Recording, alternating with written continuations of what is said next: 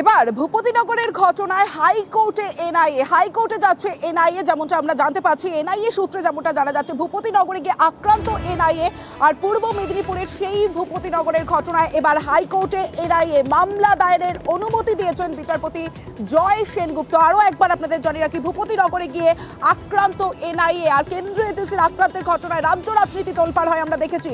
আর সেই ভূপতিনগরের হামলার অভিযোগে এবার হাইকোর্টে এনআইএ মামলা দায়েরের অনুমতি বিচারপতি জয় সেনগুপ্তর। আজ দুপুরেই এনআইএর মামলার শুনানি। আরো বিস্তারিত জানাবে অর্ণব, রয়েছে আমার সঙ্গে। অর্ণব, ভূপতিনগরের ঘটনায় এনআইএ সেখানে তদন্ত করতে গিয়ে এবং একজনকে আটক করতে গিয়ে যে পরিস্থিতি তৈরি হয়, কার্যত এনআইএর অভিযোগ যে শেখ শাহজাহানকে গ্রেফতার করতে যাওয়ার সময় ইডি যেভাবে আক্রমণের শিকার হয়েছিল, একই রকম ভাবে ভূপতিনগরে তদন্ত করতে গিয়ে আক্রান্ত হতে হয়েছে এনআইএ। এবং এনআইএর ক্ষেত্রেও এ রাজ্যে সম্ভবত প্রথম পূর্ব মেদিনীপুরে এই ধরনের আক্রমণের ঘটনা।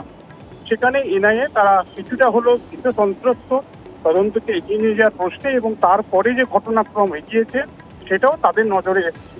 ইতিমধ্যে এনআইএ যে প্রেস বিবৃতি জারি করেছে সেটা নিয়েও আর এক দফা বিভিন্ন রকমের সেটাকে নিয়ে কৌতূহল বা চর্চা শুরু হয়েছে রাজনৈতিক মহলে।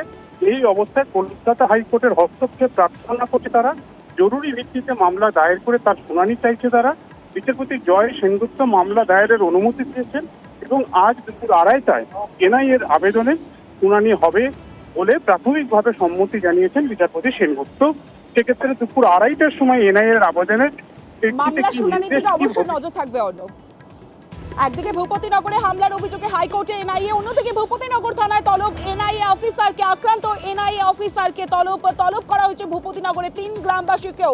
বিস্তারিত জানাবে সুজিত ভৌমিক, রয়েছে আমার সঙ্গে। সুজিত, দেখো তোমার্থী, গতকাল এনআইএর তলবেও সাড়া দেননি ভূপতিনগরের শাসক দল তৃণমূলের নেতারা, কিন্তু এরই মধ্যে যে খবর সামনে আসছে সেখানে কিন্তু দেখা গেল কি এনআইএ যিনি অভিযোগ করেছিলেন এবং আক্রান্ত হওয়ার পর সমস্ত তাকে কিন্তু হাজিরা দেওয়ার জন্য ডেকেছেন পুলিশ। কোথায় না ভূপতিনগর থানার পুলিশ ডেকেছেন, একই সঙ্গে 3 জন গ্রামবাসীকেও ডাকা হয়েছে ওই ঘটনার পরিপ্রেক্ষিতে। তুমি জানো, ঘটনার পরপরই এনআইএ যারা আক্রান্ত হয়েছিলেন তারা ভূপতিনগর থানায় গিয়ে তারা অভিযোগ জানানোর পরপরই কিন্তু এই যে বিষয়টি সামনে আসার পর তদন্তে নামে পুলিশ, এবং পুলিশ জিজ্ঞাসাবাদ করে ঘটনাস্থলে গিয়ে তার পরপরই দেখা গেল কি না 11ই এপ্রিলের মধ্যে তাদের বলা যায় যিনি অভিযোগকারী সেই এনআইএ যে আধিকারিককে ডাকা হয়েছে ভূপতিনগর থানায়, একসঙ্গে 3 জন গ্রামবাসীকেও